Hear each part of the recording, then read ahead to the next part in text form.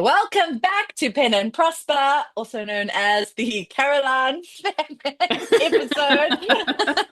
It's like it's your podcast now, Caroline. It's like you've Yeah. become such a regular. I feel like you should be added Mm. to all the things, or to the group and Yeah, and everything. everyone keeps asking for you to come back like all the time. I'm like, I okay, know. guys, I get it. You don't need us. You just Yeah, like Caroline. Oh, I it's the just feel like I'm Caroline a show. lamb to the slaughter. The first two were great. This one, not But this is sure. how we keep things very, very real, don't we? Before we kick off, we would like to, as always, thank our paid subscribers and our editor extraordinaire, Elise, and our sponsor, Vellum, without whom we would not be in the business of formatting books at all. Mhm.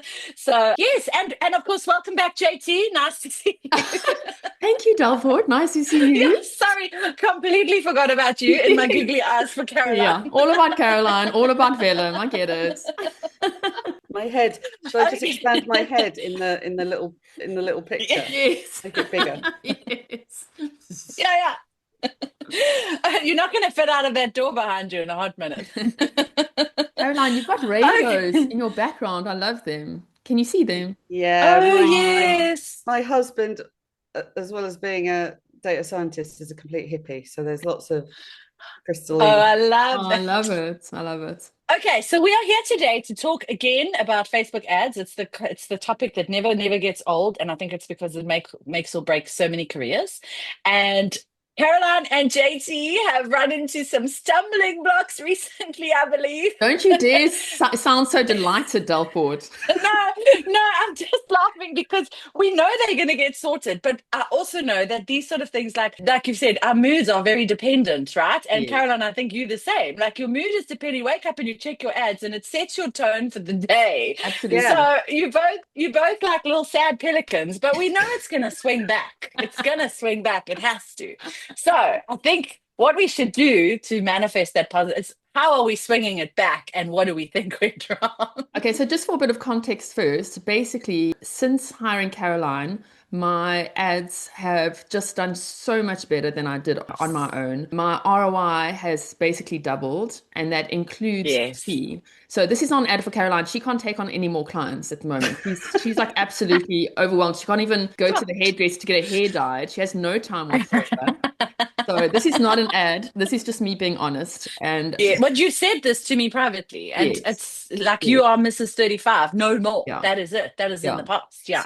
So what happened is I was stuck at 35% ROI for months and months and months, and I knew I needed help, right? But just before I got help, Slumpy September happened. I had to pay back Micah for my rights, and there was a bit of financial crunch, so I had to cut back on my ad spend, and it was like the perfect storm, and my sales started going down, my ROI started going down, and it actually, after being at 35 for so long, it actually went down to 23. So Oh, yeah, I was very unhappy with that because 23 is fine if you're making $70,000 a month. But when it's half of that, then it's not fine, especially when you have so waiting many 90 days. expenses as I have. Yeah. Yeah. So And the 90-day wait. I think you and have the your 90 ROI day has to be wait. high. Yeah. And It's like I've spent a lot of money this year building the business, like with audio, like it's $24,000 on audiobooks that I haven't got back yet. They usually take a year to break even, and 20,000 on the Shopify store and that kind of thing. So I've spent a lot of money this year in building the business, and I haven't realized most of those returns yet. So it is important that I get that ROI up so I can start stabilizing the business. Okay, so yes. I was stuck at 35 for ages, went down to the 20s, and I was like, okay, this is a problem. And then I started working with Jamie on AMS ads, and he's been absolutely fantastic. We're seeing a profit there, wonderful. But like within a week of working with him, he said, listen, I really think you should speak to my wife because she's the Facebook expert. And I'm like, listen, I've got Facebook. Like Facebook built my career. Like the reason I'm Yeah, successful like is because of Facebook. I'm the Facebook lady. So yeah, I'll talk to her, but I don't think it's going to change much, right? And then I had a lovely meeting with Caroline that was supposed to be like half an hour, and it was, I think, an hour and a half or even longer. And she taught me so much, and I try to teach you guys those lessons too. And I'm like, this isn't enough. Like, I need more. And in that meeting, I said, Caroline, let's just stop talking. Please, can you just do my Facebook ads? Yes.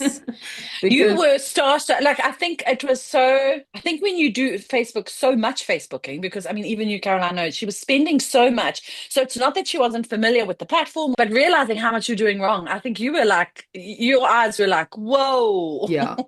this is I amazing. wouldn't go as far as doing it wrong. The thing is there's just some little shortcuts. Tweaks. Yeah. It wasn't wrong. It was just a lot of wasted spend. Yes. And I didn't Yes. have the bandwidth to check my ROI the way Caroline does. Like, it's Caroline's job. She watches those attribution links like a hawk. She scales where she can. She claws back money where she, like, that is her job. Like, Yeah. I mean, it's not the job she's always wanted to do, I'm sure, but but you know, I needed someone who would do that because I was so busy with everything else that I couldn't look at a Yes. granular level at the Facebook ads. Yes. That's why there was so much wasted spend. And I accepted that because it was fine. I was still making a lot of money and I was happy with that. But when things started sliding, I realized I really do need help with this, not only to improve my ROI, but to like stabilize the business, right? Because it was in decline. Yeah. So that is the background. Caroline got on board. She doubled my ROI very quickly. I stopped spending so much money, which helped a lot with my cash flow. So all in all, it's If been you don't mind my asking, Yeah. because you were at one point you were spending like $1,300 a day, then 1,300. you brought it down to $1,000 Yeah. a day. And on average now, what are you spending a At the day? moment, it's about 750, but that includes AMA. Sure. Okay. And that's half. like nearly half Half. what you were spending, Half. which improves your cash flow massively, I'm It sure. improved my cash flow massively, but my income has taken a huge dive. But that makes sense Okay. because I'm only spending half of what I was, even though the Yes. ROI is so much higher, the conversion is higher per dollar Yes. spent. So you're not making half, you're making more than half, but you're spending half. Yeah. Yes, yeah. My Okay. best month ever, I made, I think it was $62,000, and I had a good few, I think 4 or 5 months of $50,000, and at the moment I'm making 35, I think. But as a number, can we just stop for 1 second?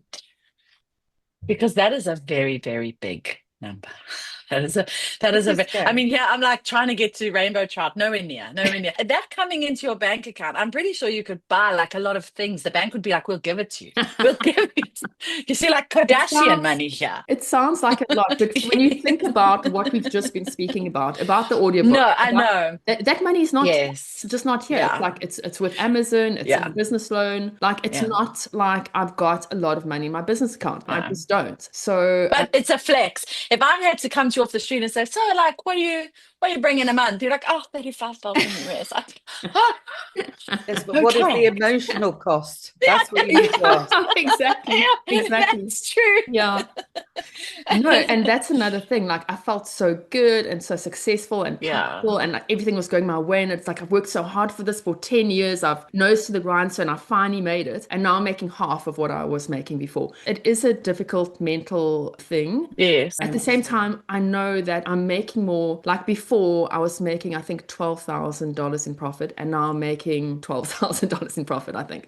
So and spending a whole lot less, yeah. I don't think the profit It's has meaty changed. money. It's Yeah. the overall picture. Like I'm missing my books in the top 5. My box sets have slid a lot because part of our strategy was advertising the book ones instead of the box sets. Okay. Oh, I'm so interested to hear about that. We should talk about that. I do think we need to push the box sets a bit more because that's where all the money was coming from. I mean, the reads coming from the box sets was incredible. And now my audiobook sales are down because we're not advertising them. The page reads are down because we're not advertising because we're going for the individual books. So like that has its pros, but you know, it's something to talk about and it's something to strategize. Yeah. Before we hand over, Caroline, I just want to say, because what I did find really interesting, JT, you know Charlene? Yes. She said to me when we were on that thing, she said, I get the box set strategy. She said, but never discount longer series because we now limit ourselves to 6 books in a series. She said, Melissa, I have some series that have got 12, 13 books. She says, and I'm making so much money from driving traffic to book one. So she said she gets the box set strategy. She said, but she thinks don't ever not focus on writing. Like if you can write longer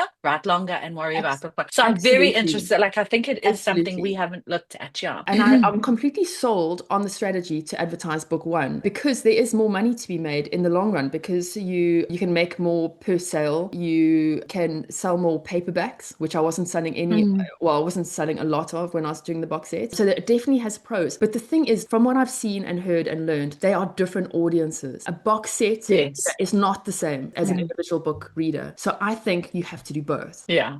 Okay, Caroline.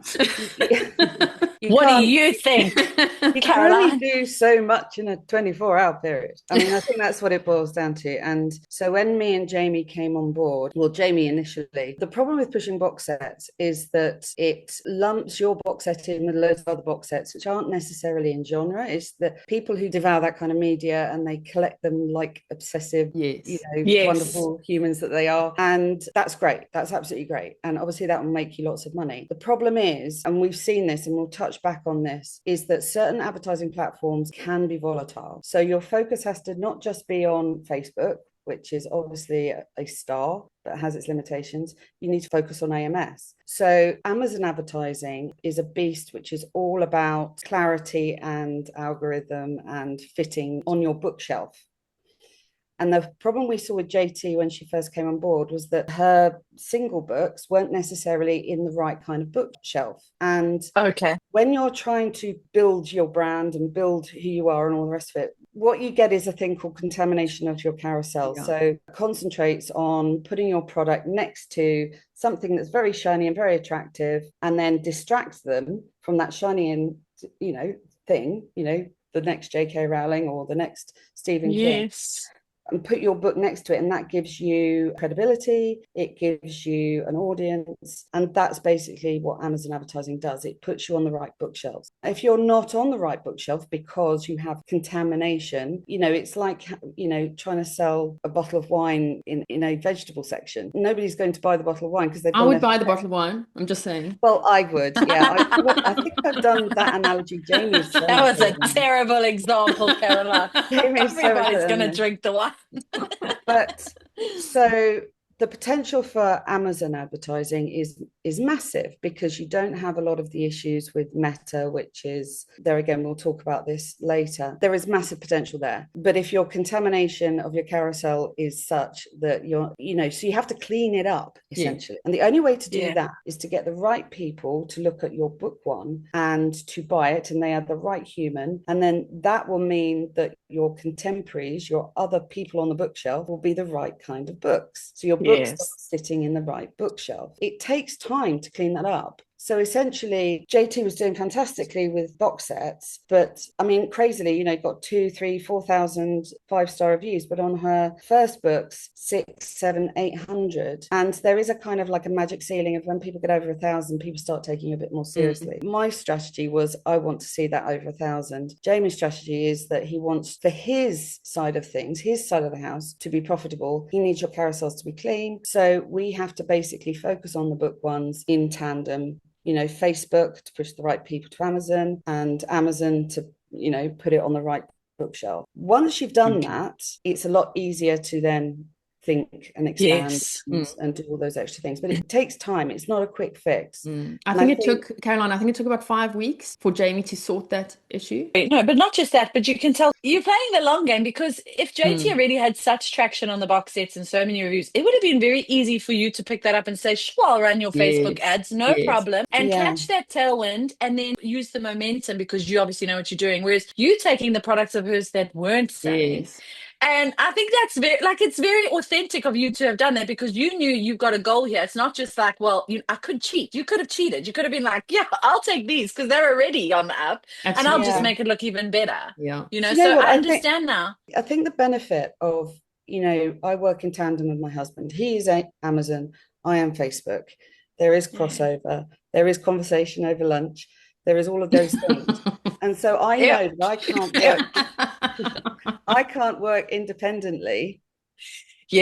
Without his, without him doing his job. And if I was to have pushed the box sets, it would have completely screwed him over, and then he would be out of a job. Yes. Okay. It's been like on a selfish level, it's thinking like that. But I mean, as we have seen recently over the last month, there have been issues with Amazon as a machine, but there's also been problems because they have servers and they deal with the internet. Meta has been a problem. And then also we have some massive issues in certain countries where they've tightened up the GDPR rules, and that means that for those in the back that don't know what that means, what are the it's GDP?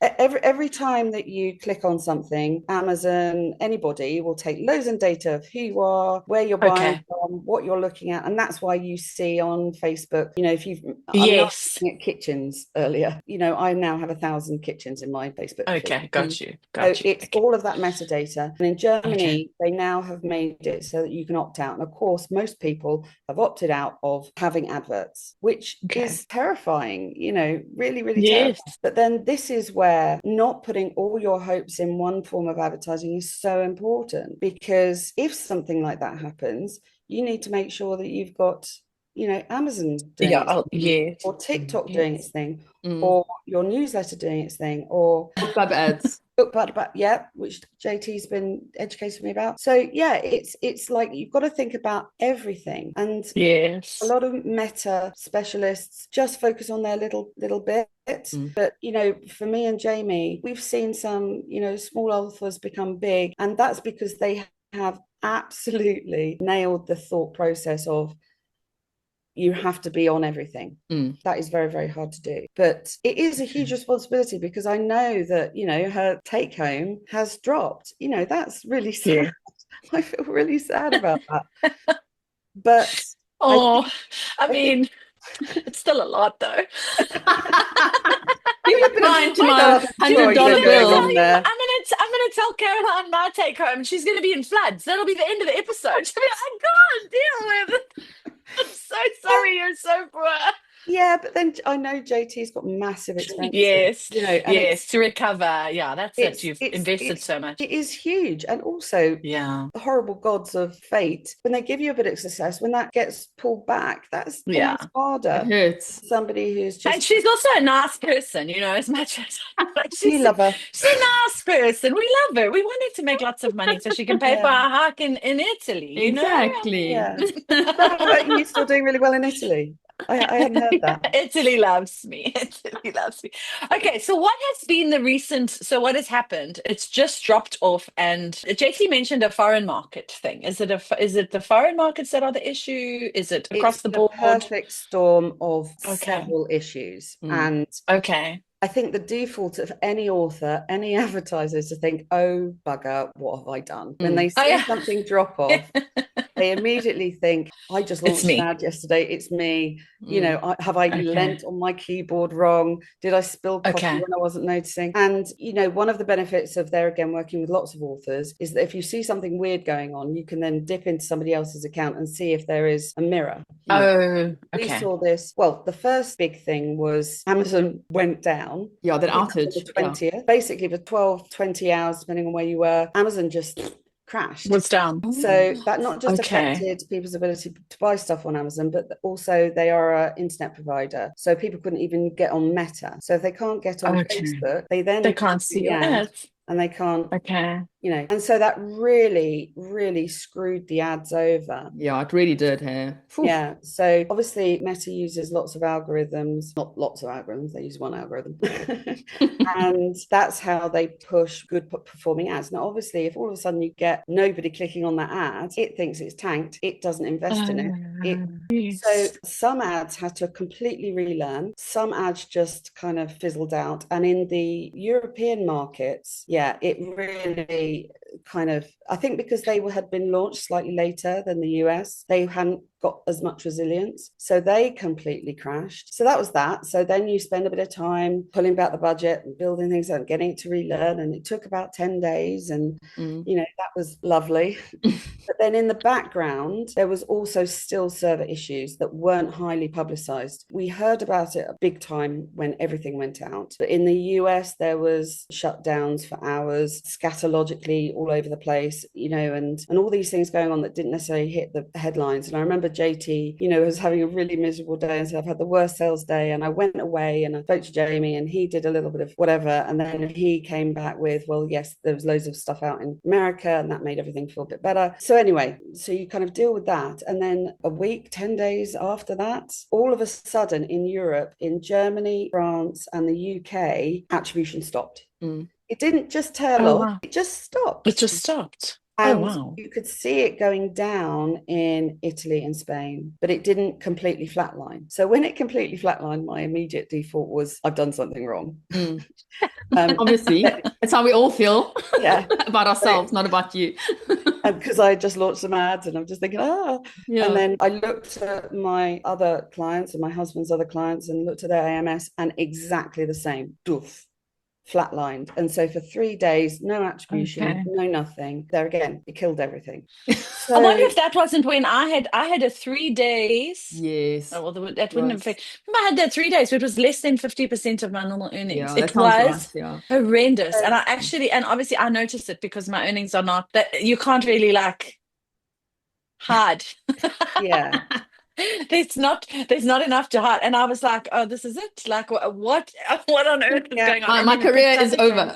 Yeah. Yeah. I was But like, this is a Rachel's disaster. sales were also down, and that's why it's so important to have community, right? Yeah. To say, guys, my Yes. sales suck today, and then you guys are like, oh, my, Yeah. it just Also, realize yes. it's not just you, right? It's not something that you've done wrong. Yeah. It's not. And the thing is that whether or not AMS will catch up and that data will trickle in, Repopulate. Yeah. don't know. But the reality is that any clicks or anything that were naturally happening, we're not going to see the attribution of that. It makes it look, and all your decisions are based on over it. the next 2 weeks of all the potential. So it makes a mockery of attribution and trying to make sensible decisions from Facebook. So all you can then do is then look at your KDP, which is also what I did. And then I could see, did it have an effect or not? And yes, it did. So we talk about the gates of hell and the customer experience, going from an ad all the way through. Well, if a big stumbling block is not being able to get onto Amazon or not, we've heard about people being sent to pages rather than product pages. Yeah. And all sorts, there's lots of things going on in the background. I think a lot of it has got to do with sensitive data laws. And, there again, this is probably something that you're better off talking to Jamie about, because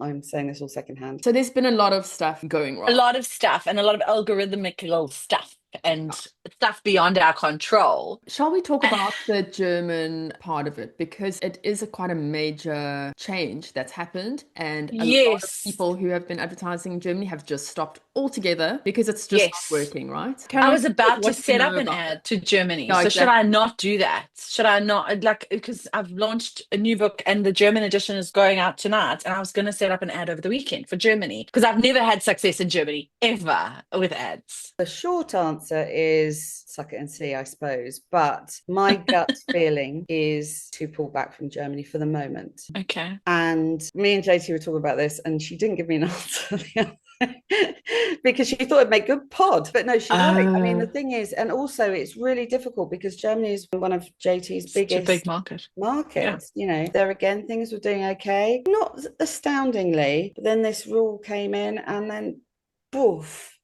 It is have you seen a significant drop in Germany? See, I don't sell a lot in Germany, so I don't. The problem is that I'm still getting attribution clicks. Okay. So, is it just because the algorithm is rubbish? Is it because there is a lag in data? Is it because of these lockdowns? Is it because... Yeah. And so it's so hard to make an informed decision right now. I am getting German income. I'm happy with the German income, but I'm not looking at a level. I'm looking at ROI. So like Caroline's seeing one part of the picture because she's looking at attribution links, which aren't as comprehensive. Accurate.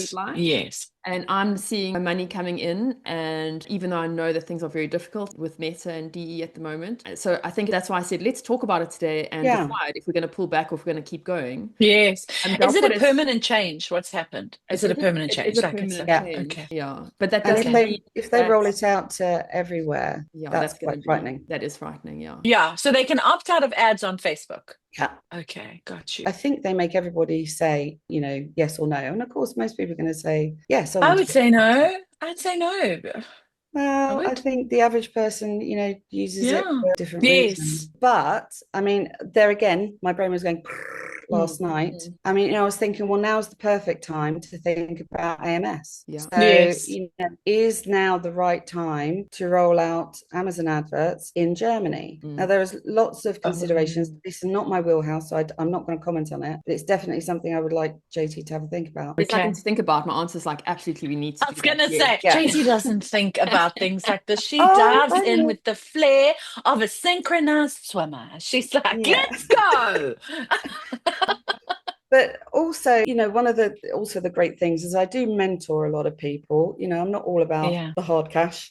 And I mentor some fantastic people, and I mentor a very successful sci-fi author, German sci-fi author. And so, of course, when everything was going a bit Pete Tong, I messaged him and I said, what's going on? And he agreed and said that this sharing personal data thing is a real problem. But he also said that the way the German market works is quite different as well. And the German attitude towards self-publishing is still quite low. Yeah. So until they see massive review rates on books, they tend not to commit. But then also, and then also it's very much, they're still quite book centric and bookshops and stuff like this. Paperback. So I mean, I know that it's one of JT's biggest markets, so I'm not sure if that applies to her, because obviously she's been doing it, obviously she's going to start off with lower reviews and all the rest of it. But yeah, so there's a different psyche that's going on in Germany, and we've just got to roll with it. That's going to be part of the conversation that I probably need to think more about, and we need to mull over, the two of us. But yeah, my kind of blinding, light bulb moment last night was AMS.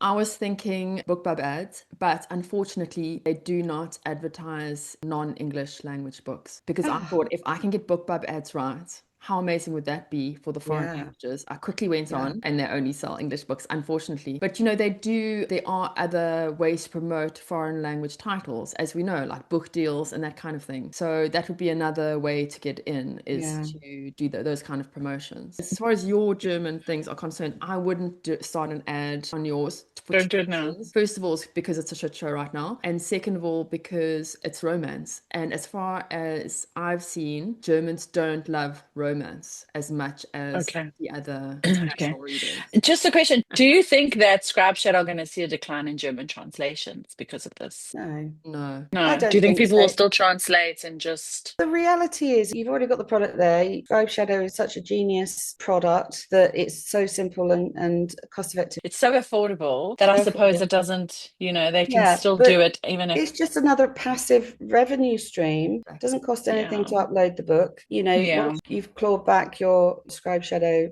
money, then everything on top of that is just a bonus. So absolutely not. This will be interesting. Let me have a quick look what I've made in Germany in the last 30 days, just to have like a real-time example. I mean, what would I have paid for the translations? Probably about $300. Does that sound right? For all 6 books? For all 6 books, yeah. Yeah, maybe, yeah. While JT pulls up that information, I think we should have a word from our sponsors. We would just like to take this time to tell you guys a bit more about Scribe Shadow. JT and I use Scribe Shadow tirelessly. We do all our translations through the app. It is incredible. Scribe Shadow is a perfect partner for indie authors who don't want to leave money on the table. They use cutting-edge AI to make novel translation fast, affordable, and super easy. In just minutes, your book can be translated into over 19 languages, and that is growing all the time, with high-quality results ready to reach readers everywhere. And this isn't some faceless tech giant. Scribe Shadow is a small family-run team with indie roots. They've been in the trenches running a small publishing press, so they get the author grind. That's why they've built a tool that's practical, budget-friendly, and designed with indie authors in mind. Plus, they offer cover creation, audiobook translation, and a simple one-credit system for everything. Best of all, you keep full rights to your work, and your books are never used to train AI. Scribe Shadow has been very generous and given us our very own coupon code, which gets you 30% off your first month of using the app. If you are looking at getting into translations, please would you consider using Pen and Prosper 30. That's PENAND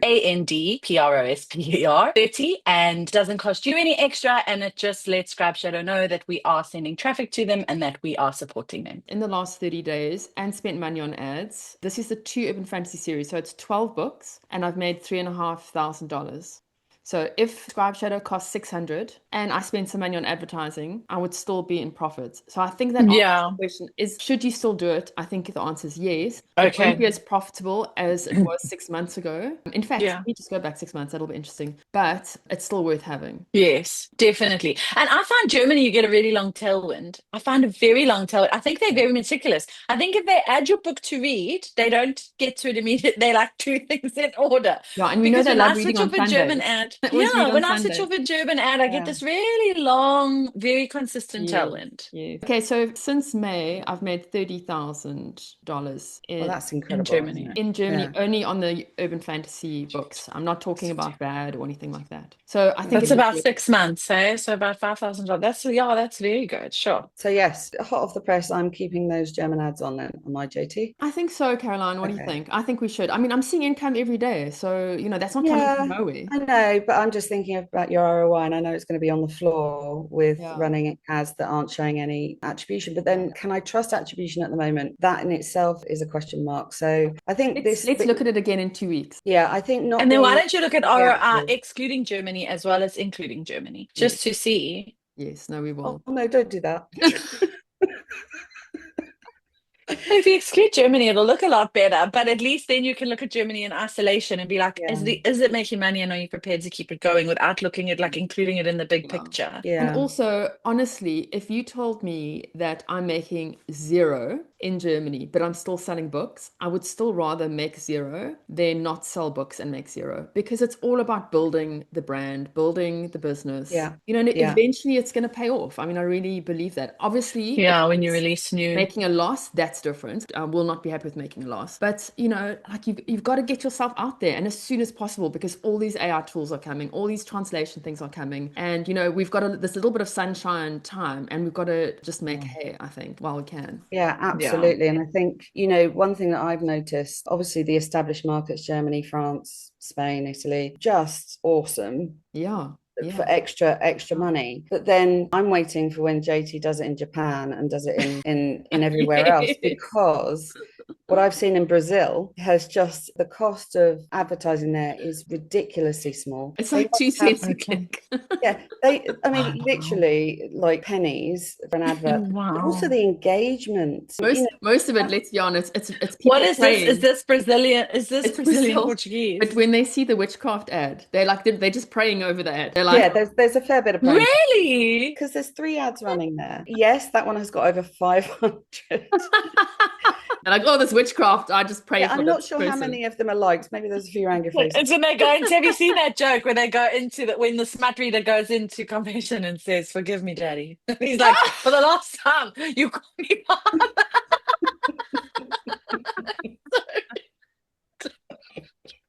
So maybe they're making a little jokey joke.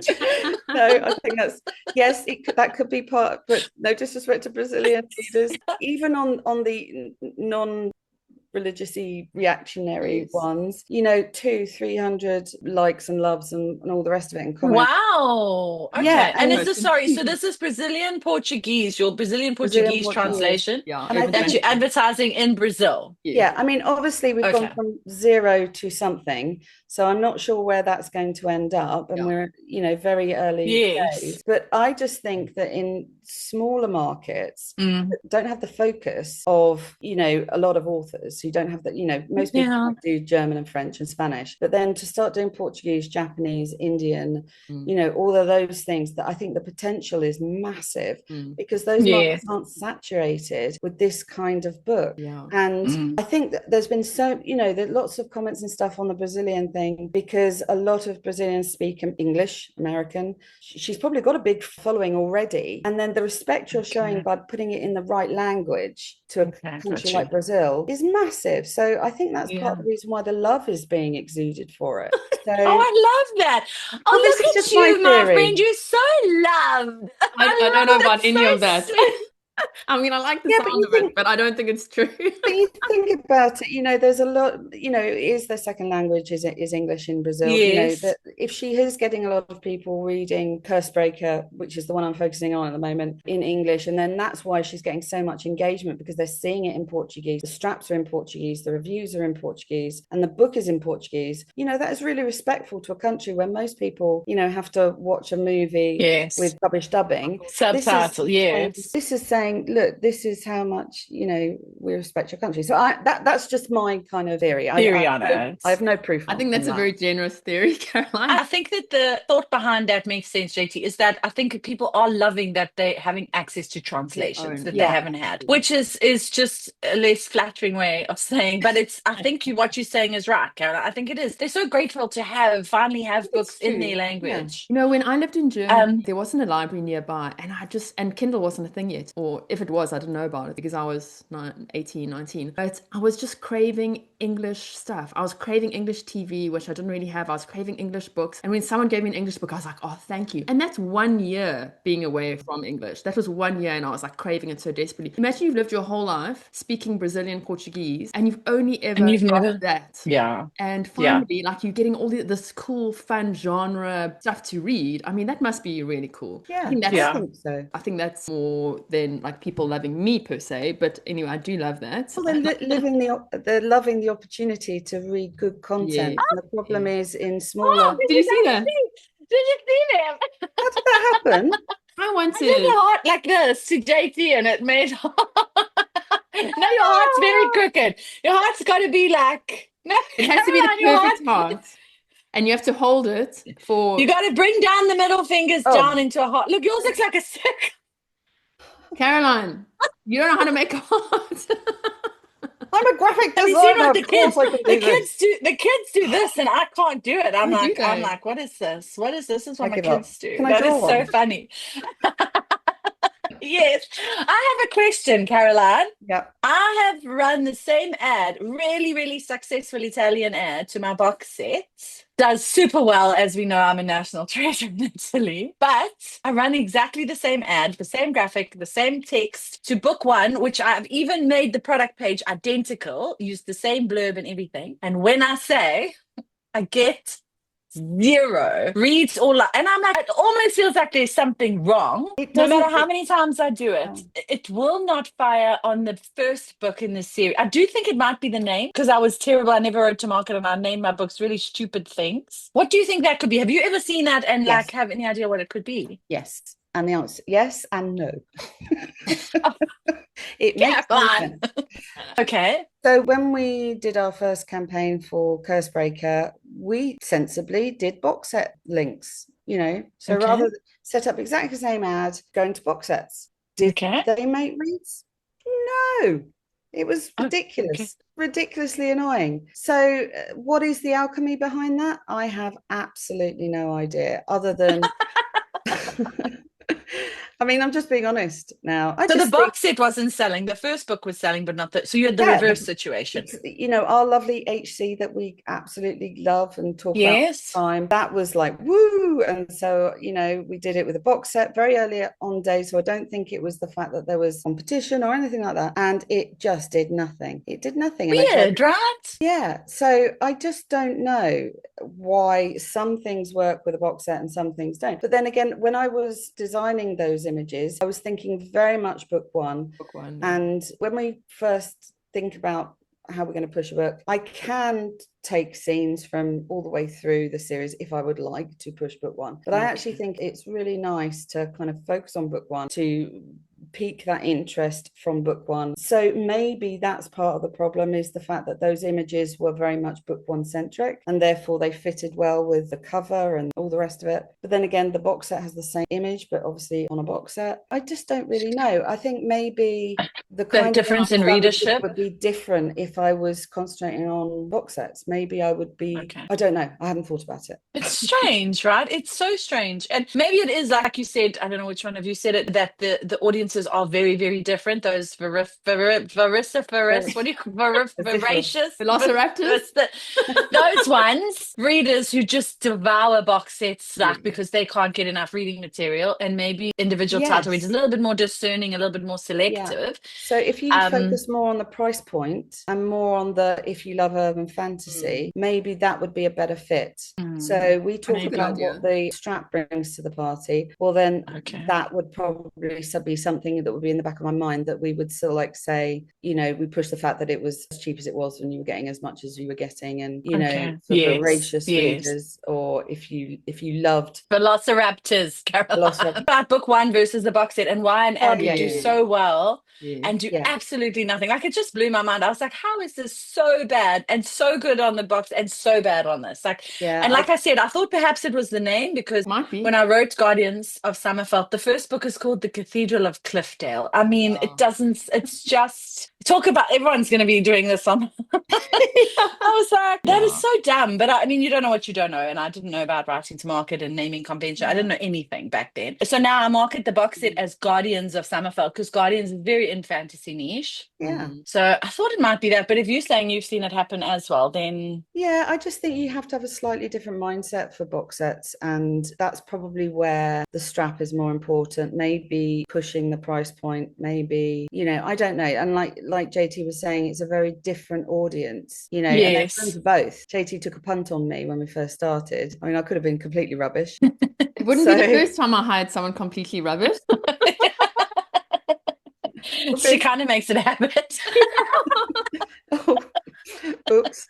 But then the conversation, you know, you don't want to put all your eggs in one basket. And you know, we've concentrated on Cursebreaker. We've now had a little, you know, concentrate a little bit on Bad, and then the next step is to concentrate on Blood Magic. And each time you do something like this, it creates knowledge and intelligence, and we've got all the data for us to, you know, if I've got a question about how did this perform at the beginning and compare it to a new launch, I can do that because I've got all the data. So much each time we are always learning a lot.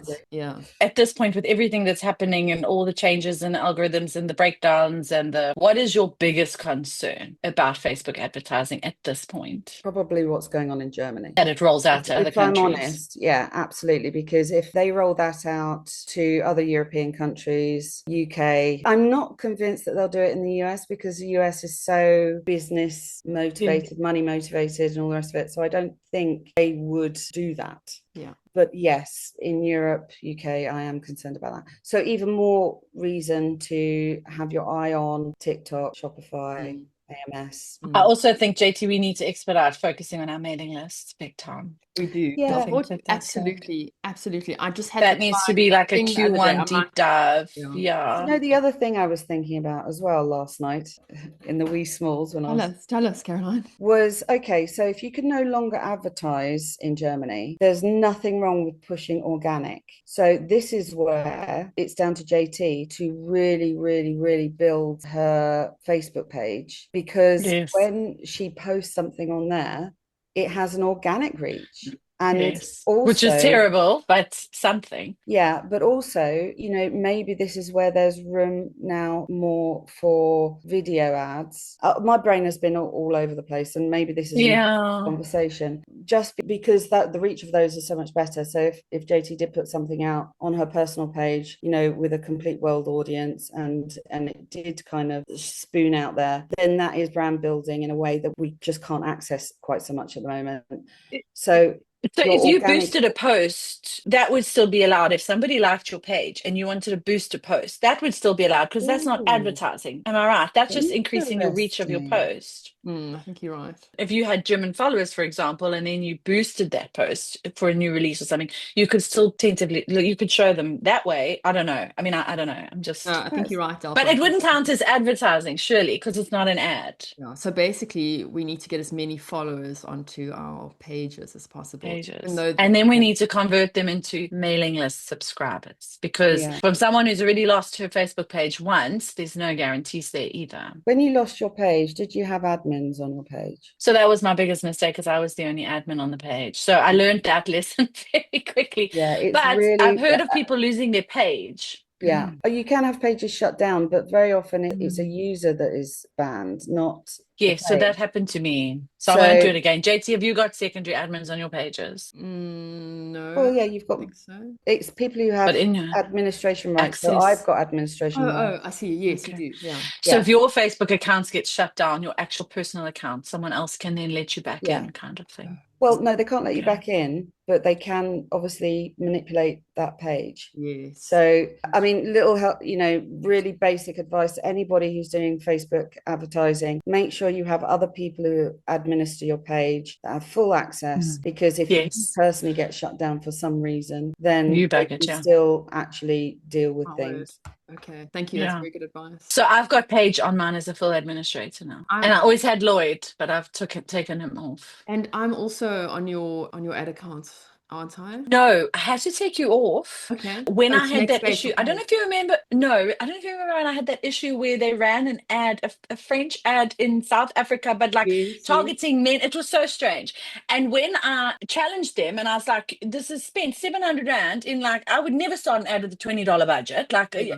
they were like, maybe you've got other you could see, they were like, maybe you've got other administrators on your page, as if to say, like, well, someone must have done it. So I was Did so it in the angry. middle of the night, sleepwalking. Yeah, you know what I mean? So I was like, okay, so I thought in case it happens again, so I removed everyone. So I was like, now it's just me. Now they must come at me. So it had nothing to do with removing you for any other reason than to, like, nefarious. It was just, but now I've added Paige back on anyway. So now there's two. So I don't know. Okay. Yeah, Anyway, it hasn't happened good again, idea. thank goodness. But I think mailing list is key. That is already in my quarter one. Mailing list is It's such already a there. huge part of the puzzle that we are both Massive. missing. It's like Massive. so huge. So I this don't is think my, we I've even already realize started how my big it quarter is. one, quarter two, quarter three, quarter four strategies, Very friend. good. So But I'm on putting them on a that, big board. It's on my Putting them on board. a board. my Kanban board is a lot. It's I very love it. neat. How's your board doing, Caroline? It's done really rubbish in the last couple of weeks, actually, to be honest. But It's on so that good. note, talking about the algorithm and how one of the step changes I think that's going to happen is there's going to be a lot more communication between different sites, Meta, Amazon, all the rest of it. The whole point of like getting a mailing list is you ask that person for consent for you to use them, send them information. I don't think, I mean, this is just my personal opinion. I think quite quickly the AI will figure that out and then possibly have this crossover communication between lots of different platforms, and therefore if anything is pertaining to you and you link stuff with little widgets and all those funny little things that you can, that it might allow advertising to work better, because people who are on your mailing list might then see adverts on, yeah, I do think that mailing lists is definitely really key to what's going to happen next. Yeah, it is a form of permission. And if we've got all of this personal data that people are getting very, very hot on keeping private, having consent is key. And obviously mailing lists we've spoken about mailing lists for so long and we just never seem to get it right. I mean, yours is a lot stronger than mine, JT. I mean, mine is still very weak, but I did see, like, I had an Italian person yesterday sign up to my Substack, and I'm pretty sure I've got it in the back matter as soon as it finishes, and I didn't only know the Italian from the name at Gmail, and I was like, the only place it could have come from. So I'm hoping I start to see some sort of. Does that mean to say you need to have translations on your mailing list in appropriate language? Or best practice is to have a separate mailing list for every country that you have. Oh, really? No, I don't. I'm not doing that. There's Google Translate. The guys who are killing it are doing that, and they are doing that. They are nurturing their foreign audiences, and this is what I was thinking. It's that Brazil thing again. It's just people devouring new content. A woman has to know her limits, Caroline, and that is a hard limit for me. I can't even mail my US mailing list. And I need to translate Portuguese. Like, I know I'm not going to do it. Fair enough. My mailing list was big enough, then I would say, and I knew that I had a lot of foreign signups, then I would say, right, would anybody like to receive it in the link? And then I'll happily do it. But it's too small for now. I just need to actually get a list of some sort of substantial size that's going to benefit me. But I'm wondering, listening to you speak, I'm like wondering if I should expedite my Brazilian Portuguese, because Spanish and Brazilian Portuguese is my Q1 strategy. But now we're in the twilight of this translation era. Maybe I should bump it up. The ROI hasn't been great. Hey, Caroline, am I mean, it's been good to do, and I'm glad we're doing it, but I would say like you must prioritize it. I think you've got a lot of stuff on your plate right now that you need to prioritize, and Brazilian is Yeah. No, I mean, And Spanish? No. No. Okay, so we're still in the not so much Germany, Italian and French. Italian is where all I the should way be. for romance, in my experience, Yeah. and French is a Yeah. second, is the runner up there. Yeah. Okay. Just to go back to mailing lists Thank again you. for a second, you know, like we both battle with them, Delport, but I had like an epiphany the other night, and it's Both of you. We spend a lot of time. We have a lot of epiphanies. I'm clearly a very deep sleeper. I'm not. All I wake up with is the cramp. Okay, what was this epiphany? It's when I do yoga at night and like everything else is quiet and it's just me and yoga, and I know the practice so well now that I don't even have to really listen to the instructor, and just like things just come to me like brrr, it's amazing. Sometimes it's amazing. And I get a lot of guidance. This sounds really woo now, but I get a lot of guidance at that time because you can finally just listen to your own intuition, right? Because there's nothing out there, there's no other noise, there's no screen, nothing, no kids. Anyway, so the other night I was just thinking the reason I'm not keen on my mailing list is because for years my mailing list has just not performed, right? I'll say, oh, I have this book on special, and like you get a few sales, but it's not worth the weekly like, hi guys, I did this week and and like nurturing them and stuff. Like I just wasn't seeing the payoff because I have tried that and it didn't work. So the other night I'm like, the reason it's not working is because I've never to my own mailing list said, guys, I have a new book coming out in 2 months time. Then the next month, guys, the new book's coming out in a month's time. Then guess what? The book's out. Then the next month I'm talking about the next book. I've never had that front list like new book coming out, new book coming out, new book coming out. Because if I'd been doing that for the last 4 years when I started writing urban fantasy, I think I would be killing it with my mailing list because they would know that's where you find out when where the new releases are coming. I think it's so important to keep it not waffle once a week. What about it if you did want to do a weekly mailer? What about a digital mailer, like a video mailer? I did that when we first started the podcast, and it I was didn't doubling work. down being human. I'm like, I'm gonna just do a 5-minute catch up on video. It's so easy. Everything's already set up. Just say, hi guys, this is what's new, blah blah blah. No one ever watched it. So I watched it. Oh, thanks, Delport. And so did my mom. I did. I especially like the ones we used that sexy filter though, because I don't know, there was just something about that filter in your face. It came together. Like I watched that one a few times. But okay, so that no traction, hey, nothing. No, so I think because they're readers, right? They want to read. And I'm not saying don't waffle or whatever. I'm saying that I did not have the structure in place and having books come out every 3 months. Because if I had that, if I'd had a more regular kind of indie schedule like that, instead of going through Micah, then I think I'd be in a brilliant place with my mailing list, and I'd have faith in them because I know they're going to buy my next book because they know it's coming out. I've done the cover reveal, I've done the teaser. Yeah. And they'd buy rapid releasing. Whereas at the moment, it's like I've been doing bad for the last year. So like completely ignored the front list as far as urban fantasy is concerned. Before that, completely ignored because I was with Micah. So I just haven't done it properly. And I think when I start doing it properly, like I am going to start now with my new urban fantasy series, I think things will really start changing. And then I'll like fall in love with them again and we'll have a relationship. Whereas at the moment, it's like, I don't even want to mail them because I never get anything back. I think I'm primed to do a test with this new brand because it's completely new. It's going to be rapid releasing. I need to maybe try and build a serious contemporary romance list, like serious. Yeah. So I think we should dedicate an episode to discussing the ways and means of doing that, because I say that I should do that. And what I mean is you need to tell me how. Okay. Thank you. Let's do it. Caroline, if you have any tips, this is your show. You also need to tell me how. My little brain can't hold in stuff like mailing lists as well as Meta. I know what some people do. I mean, some people go from Facebook, they advertise the fact that if they go to this link, they can get free content. Yeah, read a magnet. Yes.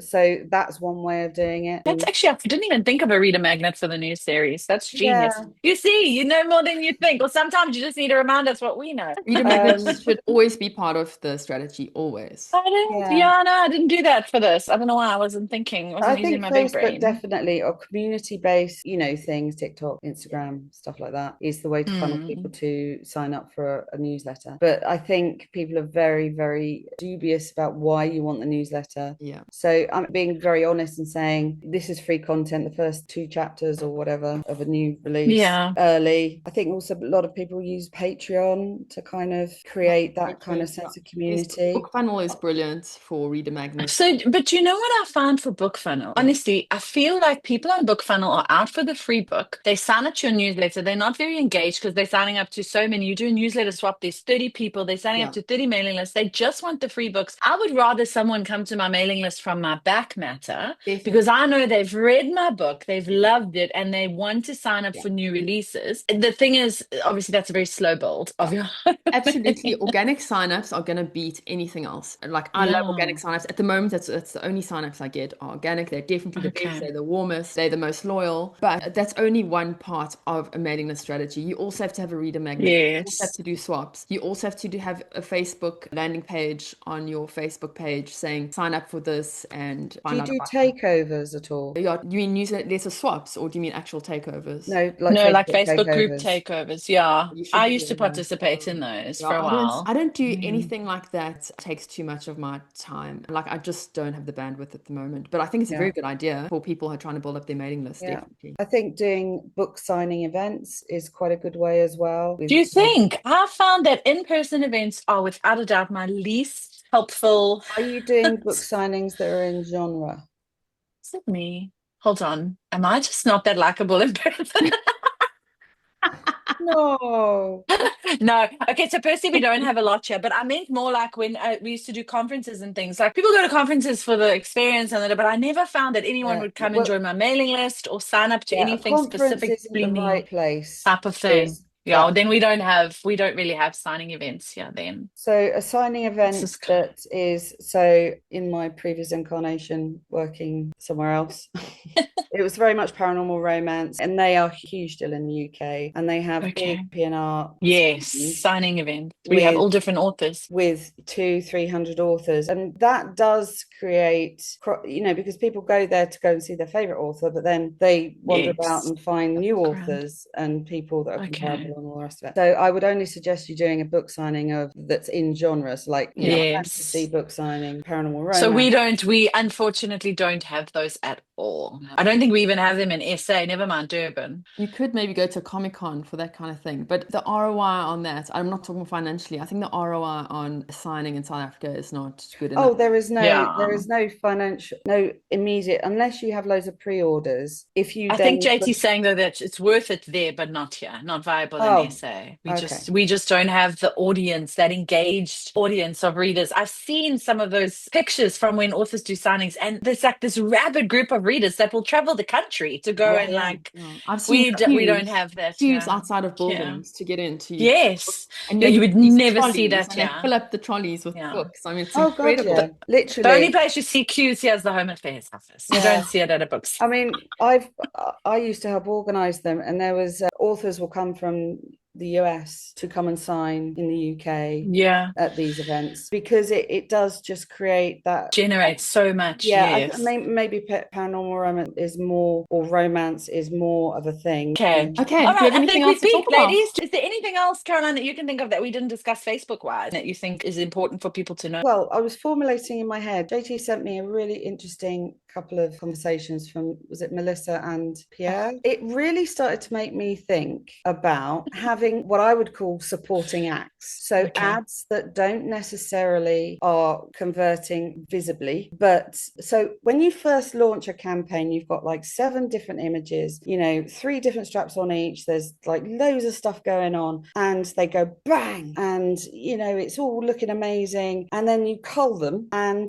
you still get a little bit of dribble off of the the things that were running, and then you switch them off, and then you start scaling and streamlining and scaling and streamlining. Same. And yes, that is really sensible. That is really sensible, putting your money exactly where it works. But what Pierre was saying was that the way the algorithm is going to work now, it's about people have to kind of like see things a few times before they actually commit. But that doesn't necessarily mean the same ad. So and this made me start to think about, remember we were talking about the old HR went off and then tanked and then HC took off because it had a different message. One was saying this is the best urban fantasy book you'll ever read, and the next one was this, her heart was flatlining but her magic wasn't.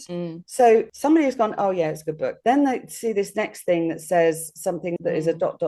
is an exciting, and it started to make me think that possibly that streamlining is great, but rather than tanking everything, you should keep things on, sort of dribbling away, kind of midgling around in the background. I think he was saying if you view like 20% of your ad spend as just brand building and just organic growth and about creating that neuron, and it just really made me start to think last night. So I haven't formulated a plan, but it has made me start to think, why do ads start to tail off after 3 months? Well, part of that could be the fact that you've streamlined it so much to like one winning ad. The algorithm hasn't got this pushing effect because it's not seeing all your other ads being engaged with and something happening. You've taken away the ecosystem.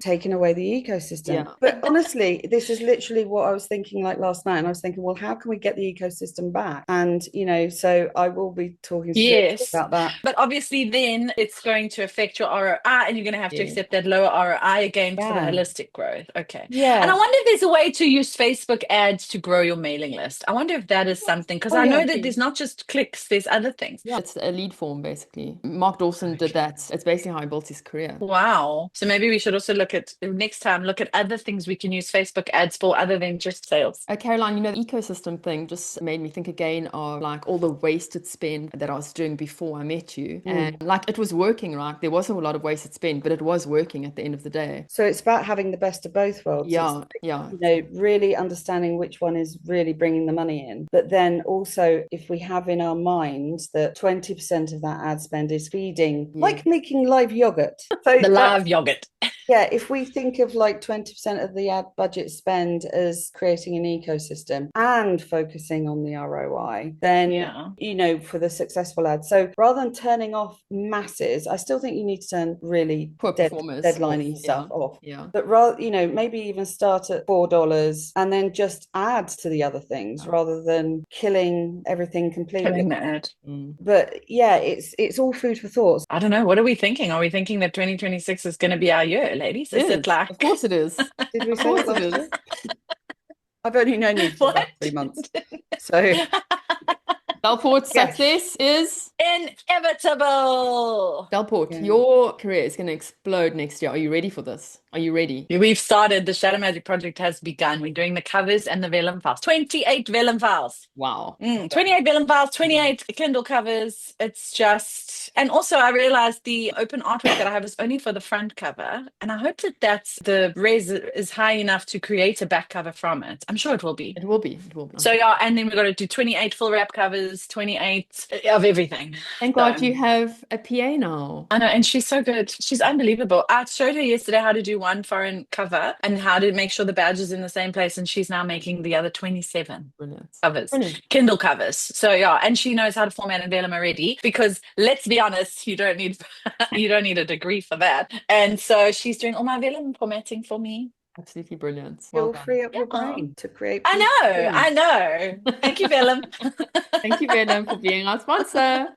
I know. It really are the gift that just keeps on giving. Old Vellum. Caroline, thank you so much. I'm sorry we took so much of your time, but we enjoyed every minute, and it was a lot to think about and a lot of nuggets there. Thank you so much. Yeah, you're absolutely. I know. I love Caroline episodes. It doesn't feel like a pod episode. It feels like a proper catch up. Hey, like a let's sit and chat, ladies, about everything. Okay, guys. So nice to see you, and so nice to see you, JT. Okay. Bye.